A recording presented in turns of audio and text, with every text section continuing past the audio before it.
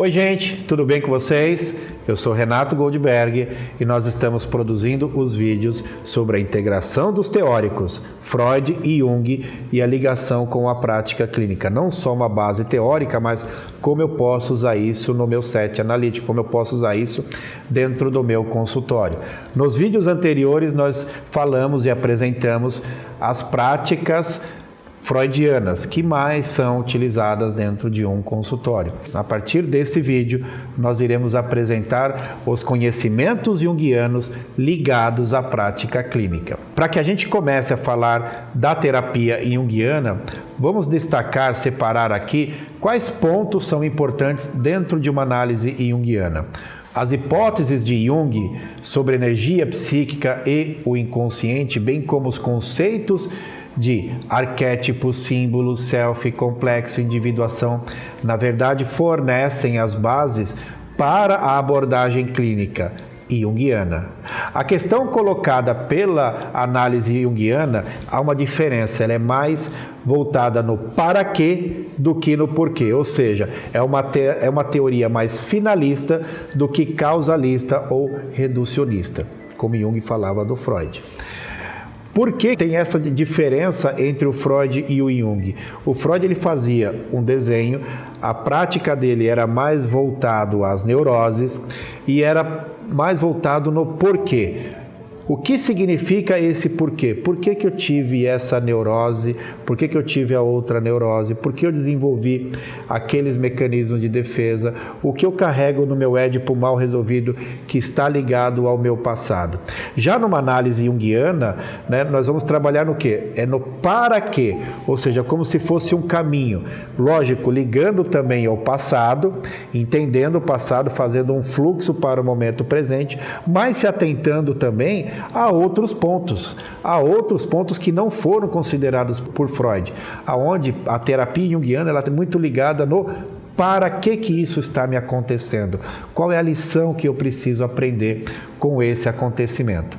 Obviamente, evidentemente, há uma investigação sobre o passado e a história de vida do paciente, mas o foco se estende para o sentido e a direção apontada pela energia psíquica. Duas perguntinhas que são interessantes dentro de uma análise junguiana, Afinal, para que existe esse sintoma? Para que está acontecendo isso? Qual é a lição que eu preciso aprender para que eu consiga dar sequência na minha vida? Qual o seu sentido ou qual a indicação do que precisa ser integrado à consciência do indivíduo, E eis então que são trabalhos diferentes. No outro vídeo apresentamos o aparelho psíquico freudiano e eis então que a gente vê que é totalmente diferente, o aparelho psíquico junguiano, onde a gente vai analisar uma série de coisas ali, consciente, persona, ego, self, sombra, ânima, ânimos, inconsciente coletivo, inconsciente pessoal, os complexos e também os arquétipos. Então, dentro de uma análise junguiana, o que a gente pode destacar na prática clínica? Nos dias de hoje, um ponto que é muito interessante é trabalhar a ânima e o ânimos com o paciente, Então, vamos só recordar, a ânima, o que vem a ser a ânima? É a representação psíquica da minoria dos genes femininos presente no corpo do homem. E o ânimos? O ânimos é o contrário, é a representação psíquica da minoria dos genes masculinos presente na mulher. O quanto isso é importante trabalhar no consultório nos dias de hoje, se você for analisar há 20, 30 anos atrás, as vidas eram bem separadas do homem e da mulher, ao ponto em que cada um tinha uma função. Porém, o homem sempre teve o convívio com a mulher e a mulher sempre teve o convívio com o homem. E você analisa nos dias de hoje, o homem de vez em quando ele vai ter um incômodo. Precisa fazer o quê? Este incômodo, ele precisa se integrar, no caso, esse exemplo que eu vou dar aqui é masculino, ele precisa se integrar com a vivência que ele está tendo, ou seja, ele vai trabalhar fora, e isso está muito alinhado nos dias de hoje, mas quando ele chega em casa, ele também precisa balancear com essa questão feminina que é do cuidado, né? Abarcar a casa, ou seja, é o homem também lavar uma louça, lavar uma roupa, varrer o quintal, cuidar de um cachorro, de um animalzinho de estimação, mas para que ele pratique essa questão de ânima que a mulher carrega esse cuidado, né, com as pessoas por milênio.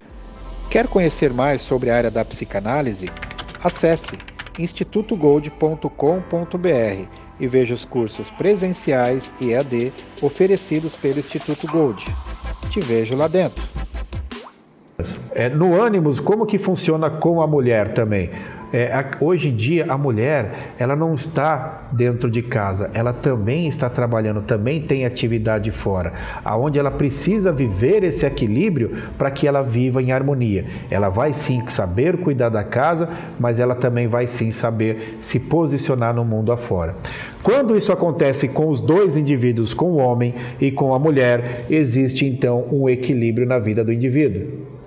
Ou seja, às vezes uma pessoa que está muito incomodada, às vezes esse incômodo é porque ela está ignorando essa parcela. Se for um homem, ele pode estar ignorando essa questão da ânima. E aí você vê hoje em dia homens que vão fazer cursos de culinária, homens que vão fazer curso de corte e costura, vão fazer, por exemplo, crochê, tricô, vão aprender a cuidar da casa. E quando eles começam a fazer isso, você percebe que eles entram em uma harmonia.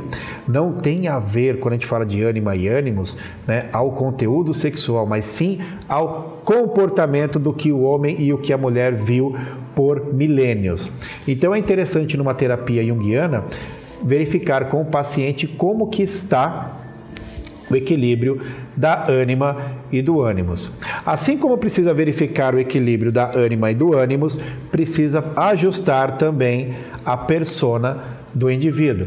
Vamos relembrar o que é a persona. A persona são máscaras, ou seja, máscaras que nós colocamos o dia inteiro. Por exemplo, um homem vai para uma empresa, quando ele vai para essa empresa, ele coloca uma roupa específica. Essa roupa que ele coloca específica, essa roupagem é uma persona voltada ao trabalho. Até a fisionomia do homem muda. O jeito dele verbalizar, o vocabulário dele acaba mudando, porque ele está num outro ambiente. Então, um indivíduo, ele veste várias personas durante o dia. Então, ele veste a persona da pessoa que vai trabalhar, pode ser um executivo de uma empresa, ele veste uma persona de marido, veste uma persona de pai, veste uma persona de amigo, né? Várias personas nós vamos trocando durante o dia. O que é interessante analisar com o paciente nos dias de hoje? Se você for analisar como que o homem vivia 20, 30 anos atrás, ele vivia um momento de cada vez, ou seja, ele quando estava no trabalho, ele nem sabia o que estava acontecendo na casa dele. Quando ele estava na casa dele, ele jantava naquilo que se chama mesa de jantar, né? E na mesa de jantar ele interagia com a família inteira e nem sabia o que estava acontecendo lá fora, com os amigos ou com o trabalho. Ou seja, 20, 30 anos atrás, se vivia um momento de cada vez. E hoje, através de um smartphone, você faz tudo. Você está no seu trabalho, você está marcando viagem com os amigos, está marcando happy hour, está falando com a tua família, com seus filhos, com a sua esposa, tudo ao mesmo tempo. E o que acontece? A informação, né, a tecnologia avançou demais, mas a nossa mente continua a mesma. Então, o que você percebe hoje? Muitos indivíduos tendo um desequilíbrio na persona, ou seja, veste demais aquela máscara. Um exemplo que é clássico, né, que está bem latente na sociedade, é aquele indivíduo que vai para o trabalho, entra lá no trabalho umas 7h30, 8 horas da manhã, sai do trabalho muito tarde, ou seja, ele não para naquele horário que é 5, 6 horas da tarde, mas ele vai até umas 7, 7h30. Quando ele chega em casa, fica meia hora com a família, depois dessa meia hora com a família, ele já comeu alguma coisa muito rapidamente, foi lá, catou o smartphone ou abriu o computador e começou a responder e-mail. Ele começa das 8, 8h30 e vai até umas 10, 10h30 da noite. Ou seja, ele está em um desequilíbrio com essa persona. Esse desequilíbrio leva o indivíduo ao estresse. Esse desequilíbrio desarmoniza os relacionamentos. Esse desequilíbrio desarmoniza a pessoa como um todo. Como que nós podemos trabalhar, né, o equilíbrio da persona no indivíduo nos dias de hoje? Eu costumo usar um exemplo, de balanceamento das 5 saúdes, A OMS, a Organização Mundial da Saúde, ela diz que o indivíduo saudável e feliz é aquele que pratica essas 5 saúdes. Saúde financeira e profissional, que é o trabalho dele. A saúde física, ou seja, praticar algum esporte, algum exercício físico. Saúde intelectual, é o que nós estamos fazendo aqui, ler um livro, assistir um vídeo, ganhar conhecimentos. Saúde familiar, estar com a família. Saúde social e ecológica também pode ser integrado à religiosidade, a prática da religiosidade no indivíduo. Então, ou seja, às vezes o indivíduo está muito focado em uma saúde e esquece a outra. O dia tem 24 horas. Essas 24 horas é igual para todos. Então ele tira ali um tempo para ele dormir, depois um tempo muito grande para ele trabalhar, vai sobrar menos tempo para ele praticar a saúde familiar, a saúde social, ecológica ou a religiosidade. Vai sobrar pouco tempo para ele praticar a saúde física e para ele se dedicar também à parte intelectual. Então, como que nós costumamos fazer? Eu coloco ali em um gráfico cada saúde e eu peço para o paciente, me coloque como que você está vivendo hoje. Em cada uma dessas saúdes, pode acontecer dele aparecer com um conteúdo novo ou uma atividade que não está aí dentro. Você pode colocar, tira uma dessas e você pode colocar uma outra atividade que está dentro do convívio diário dele também. Então ele vai começar a pintar, qual que ele está se dedicando mais e qual que ele está se dedicando menos. E ali ele vai ficar com um gráfico aproximadamente, como esse exemplo, como está aparecendo na tela de vocês.